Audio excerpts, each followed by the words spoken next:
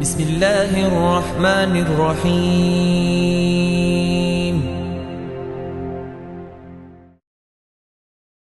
الحمد لله والصلاة والسلام على رسول الله.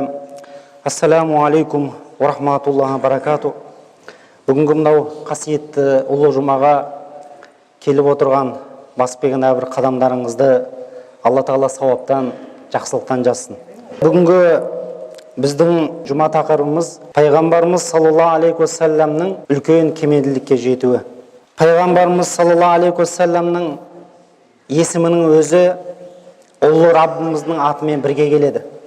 Қандай амалда болмасын, 5 уақыт намаз Алланың ұлы намазына шақырған уақытта «Ашхаду алла илаха инналла» деп біз куәлік етеміз Алладан басқа тәңір жоқтығына дегеннен кейін «Ва ашхаду анна Мухаммад Расулулла» деп біз куәлік етеміз Мұхаммед Алланың елшісі екеніне деп. Демек, Аллахтың есімімен бірге пайғамбарымыздың Мұхаммад Расулулла деген есім әлемнің бүкіл түкпіріне, әлемге пайғамбарымыздың аты жарқын, жарық және де әлемге аты аталады. Себебі пайғамбарымызды Алла Тағала өзі сақтады, өзі қорғады. Алам нашрах лака садрак, сенің жүрегіңді ашпадық па, сені тазаламадық па дейді.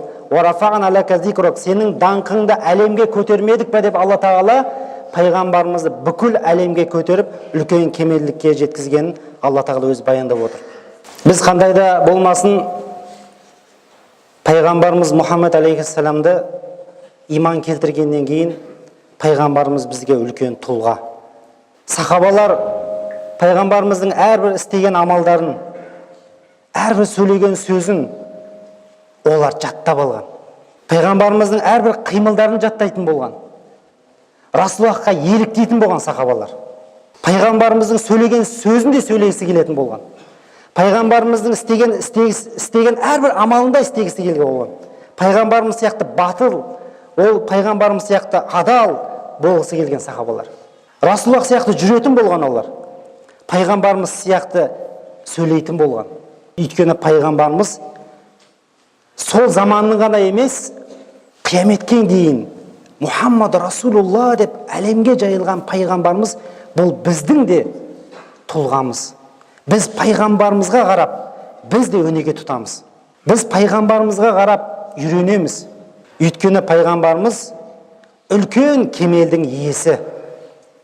Аллах жақсы көрген пайғамбарымызды. Алла өзі сақтаған, өзі қорғаған. Аллах жақсы көрген, адамдар жақсы көрген оны. Бүкіл періштелер жақсы көрген пайғамбарымызды. Құранда Алла Тағала айтады: «Ла амрука» дейді. Ей Мұхаммед, сенің өміріңмен ант етем дейді. Алла Тағала пайғамбарымыздың атымен ант етіп отыр. Қараңыз, пайғамбарымыздың өмірі тап-таза деген сөз. Ешқандай кіршіксіз, қателік, күнәлік деген пайғамбарымызда жоқ деген сөз. Алланың өзі, Алла Тағаланың өзі ант етіп отыр. Пайғамбарымыздың өмірімен ант етіп отыр. Шынайы сезіммен ант етіп отыр. Мысалы, сіз бір қателік жасасаңыз, әке-шешеңізбен ант етесіз ғой. Әкем үшін, шешесіне ант етем дейсіз. Себебі білесіз, ата-анаңыздың адал екенін, таза екенін, оны ешкімге сатпайтыныңызды білесіз. Сіз ата-анаңыз үшін ант етесіз. Ал Алла Тағала, Аллахтың өзі пайғамбарымыз саллаллаху алейхи уассаламның өмірімен ант етіп отыр.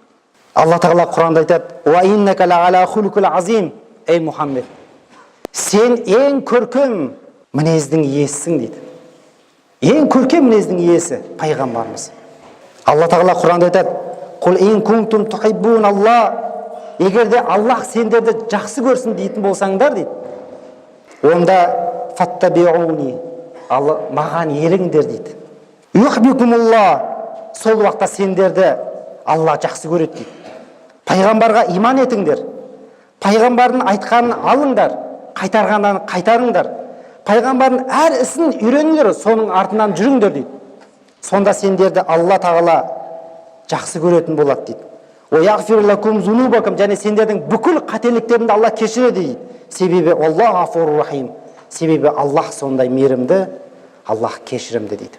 Пайғамбарымыз үлкен мінездің иесі деп Құранда Алла тағала өзі айтқандай. Пайғамбарымыз бір алғашқы дәуірде Ухуд шайқасында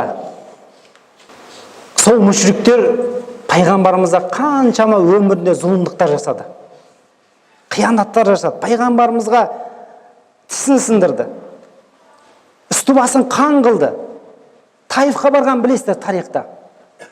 Қандай зұлымдықтарға ұшырады. Пайғамбарымыз үсті қанға боянған уақытта сахабалар әлгі пайғамбарға жаны ашып, «Я Расулалла, сіз Алланың елшісіз ғой. Сізге қаншама бұлар зұлымдық жасап жатыр. Бұларға бір қарғыс айтсаңызшы» дейді. Сонда пайғамбарымыз не дейді? «Иннелам абхас лаана» дейді. Мен бұл дүниеге, бұл өмірге, бұл уақытқа мен лағынет айту үшін жіберілген жоқпын ғой дейді. Мен шындығында адамзатқа рахмат пен мейірімділікті насихаттау үшін келдім емеспін бе дейді. Қанша зұлымдық істесе де пайғамбарымыз оларға бір жаманшылық сөз айтпаған. Керісінше, «Я Раббым, бұл қауымым, бұл елім» дейді. Олар білместікпен істеп жатыр ғой. Оларды кешірші, «Я Раббым» деп, керісінше дұшпан болған, өзіне зұлымдық жасаған адамдардан жауапсыз қалдыруға болатын еді. Бірақ пайғамбарымыз оларға дұға жасайды, кешірші, Раббысынан кешірім сұрайды. Бұлар білместікпен істеді ғой деп. Міне пайғамбарымыз қандай адам болған. Кек алу деген, кек қайтару деген, қастандық жасау деген пайғамбарымызда болмаған. Адал болған пайғамбарымыз. Расуллахтың саллаллаху алейхи уассаламның ол пайғамбарлық уақытында емес, пайғамбар болғанға дейін де пайғамбарымыз адал болған. Себебі пайғамбарымыз 40 жасында пайғамбарлық келген болса, 40 жасына дейін сол ел, сол халық пайғамбарымызды Мұхаммедун Амин деп, шыншыл Мұхаммед деп сенетін болған. Адал Мұхаммед деп айтатын болған. Себебі Мұхаммед еш уақытта өтірік айтпайды дейтін Абу Жахил болған. Абу Жахилдің өзі діннің дұшпаны болған, исламның дұшпаны болған Абу Жахилдің өзі айтады: Мұхаммед еш уақытта өтірік айтпайды дейді. Бір сөзінен жалған сөз шықпаушы еді дейді. Шыншыл, аманатшыл болған пайғамбарымыз. Уәдеде тұрушы болған. Аманатқа қиянат жасамайтын болған. Бір адамдар, сол елдің адамдар бір жерге кетіп бара жатса дейді, сол дүниедегі мүлкін пайғамбарымызға келіп табыстап кетеді екен. Ол сол керуеннен қайтып келгенше ол сенетін болған. Пайғамбарымыз Мұхаммед ешқандай зұлымдық жасамайтын. Пайғамбарлық келмей тұрған уақытта сондай болған. Бүкіл Мекке халқы бүкіл заттарын арнайы орын ол пайғамбарымыз болған. Қазір біз мүлкімізді қайда табыстаймыз? Өзімізге де сенбейміз. Әйелімізге де сенбейміз. Балаларымызға да сенбейміз. Тығамыз. Қайда тығамыз? Банкке тығамыз. Кепілдік сол жер бізде. Ал ол уақытта нағыз адал банк кепілдік пайғамбар Мұхаммед алейхиссалам болған. Дүние мүліктің кепілдігін беретін болған. Адал болған, қиянат жасамаған, бір затынан мүлтіксіз қиянат жасамаған адам пайғамбарымыз. Саллаллаху алейхи уассалам алғашқы өмірінде насихат жасаған уақытта, Алланың бірлігіне, хақтығына, адалдыққа, туралыққа шақырған уақытта, сол елдің халқы, құрайыштары, діннің дұшпаны болғандар пайғамбарымызды ол Меккеде насихатты жасатпады, тұрғызбады. Кетуге тура болды пайғамбарымыз Алланың бұйрығымен. Себебі мұсылмандар ол уақытта дінді насихаттауға, емін еркін өмір сүруге мүмкіндік туғызбады. Сол уақытта сахабалар біреуі тығылып, дүние мүлкін тастап, Мединеге қарай хижрет жасап отырды, көшіп отырды. Не үшін? Діні үшін, құлшылық үшін, Алла разылығы үшін көшу керек болды. Әртүрлі сахабалар әр бейнеде көшті. Біреуі тығылып көшті, біреуі түннің ортасында кетіп қалды. Дүние мүлкін тастап кетті, байлығын тастап кетті дін үшін. Мүшриктерден қорқып. Себебі кімде-кім пайғамбармен кететін болса, оны басын шауып отырған еді. Бірақ сахабалардың ішінде Хазіреті Омар радиаллаху анху ғана жариялап қана кетті. Хазіреті Омар не деді? Мен Меккеден Мединеге қарай қоныс аударып бара жатырмын дейді. Кімде-кім менің жолыма, алдыма кедергі болам дейтін болса дейді, баласын жетім қалдырам дейтін болса, әйелін жесір қалдырам дейтін болса, онда менің алдыма шықсын дейді. Хазіреті Омар өте батыр болған. Оның алдына ешкім шыға алмады. Хазіреті Омар ғана жариялағып, хижрет қылып Мединеге қарай кеткен. Міне осындай қиындық уақыттарда сахабалардың қиындық болған уақытта пайғамбарымыз кету керек болады. Абу Бакр айтады: "Я Расулалла, мен қашан кетем, я Расулалла, Мединаға?" Бәрі кетіп жатыр бірінен, Алланың бұйрығымен. Бірақ Абу Бакр келіп айтады: "Я Расулалла, мен қашан кетем?" дейді. "Мен қашан көшем Мединеге?" дейді. Пайғамбарымыз айтады: "Абу Бакр, сабыр ет. Сен ең жақсылардың жақсысымен бірге кетесің" дейді. Сонда кімді айтып отыр? Пайғамбарымыз өзін айтады: "Сен менімен бірге кетесің." Сол уақытта пайғамбарымыз саллаллаху алейхи уассалам Меккеден Мединеге қарай қоныс аударып кеткен уақытта өзінің орнына, өзінің үйіне, өзінің мекеніне Хазіреті Алиді кепілдікке тастап кетеді. Не үшін еді бұл жерде? Не үшін Хазіреті Алиді тастайды? Себебі пайғамбарымыз Мұхаммед алейхиссаламға адамдардың тастап кеткен аманаттарын түгелін Хазірет Алиге тапсырады. Мына мүлікті мына кісіге бересің, мына аманатты мына кісіге табыстайсың деп, бүкіл Меккенің халқының аманаттарын барын Хазірет Алиге табыстап кетеді. Осының барлығын сен жауапты боласың, осыны бәріне өз иесіне табыстайсың деп тастап кетеді. Пайғамбарымыз өзі қарапайым болды. Ол патша болды, әділ болды, батыр болды, кішіпейіл болды, мейірбан болды пайғамбарымыз.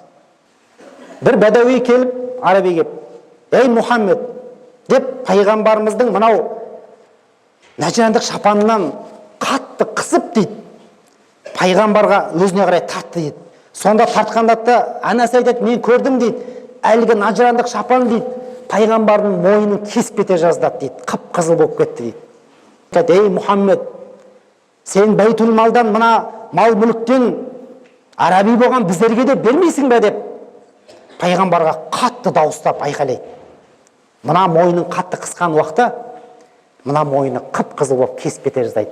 Өйткені нәжірандық шапан өте жағалы болған, қатты болған. Сол қаттылығы дейді, пайғамбардың мойнын кесіп кете жаздады дейді, қып-қызыл қып. "Бермейсің ба маған мына бәйтул малдан" дейді, "мына мүліктен маған да бізге де бөлмейсің бе?" деп пайғамбарға қатты дауыстап жіберді дейді. Сонда пайғамбарымыз әлгі адамға қарап тұрып күлді дейді, күліп: "Мынаған үлесін беріңдерші" деп пайғамбарымыз күліп жауап берді дейді. Қараңыз, қандай көркем мінезді адам. Бізге сондай біреу иықтан бүйтіп тамақ түгіл, сізді біреу түртіп жіберсе не істейсіз? "Ей, не түртесің?" деп біз қандай жауап қайтарамыз? Ойлаңызшы, сіз не деп жауап қайтарасыз сіз ол адамға? Біз пайғамбарымыз қайтара алмауымыз мүмкін. Аллаху алам. Алла біледі. Мүмкін біз бір шыдауымыз мүмкін, екі шыдауымыз мүмкін, үшінші рет шыдай алмайтын шығармыз біз. Бірақ пайғамбарымыз шыдамды болды. Өйткені ол кемел иесі болған пайғамбарымыз.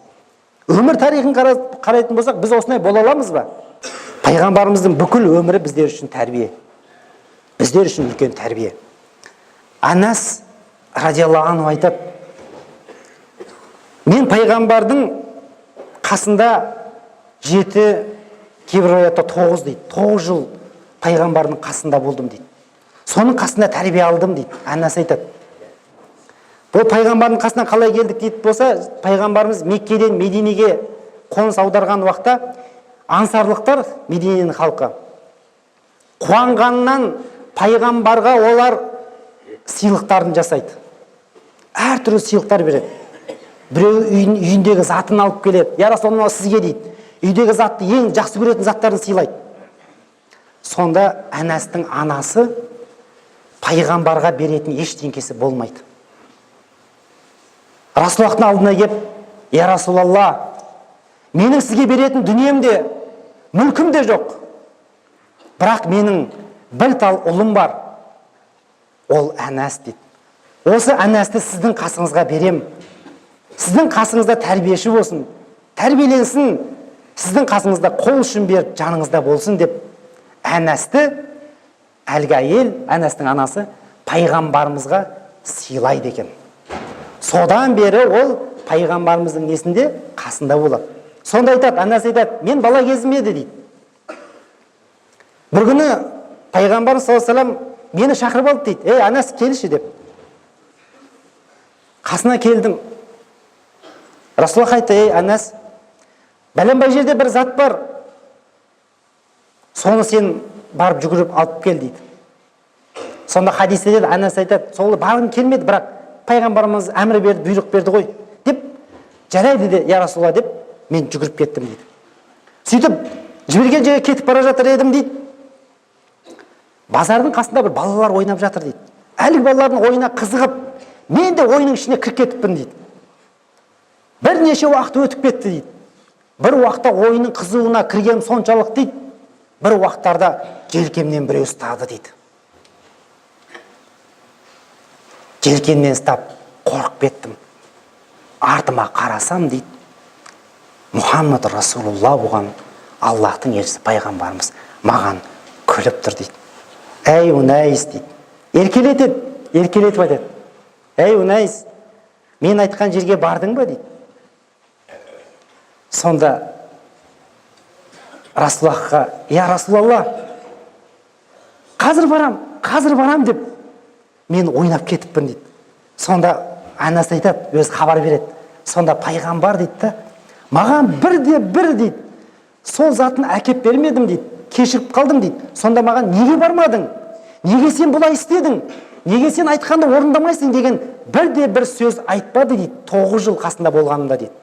Бір менің қателігімді сөкпеуші еді дейді. Міне Расулаллах қандай адам болған. Ол тәрбиеші болды.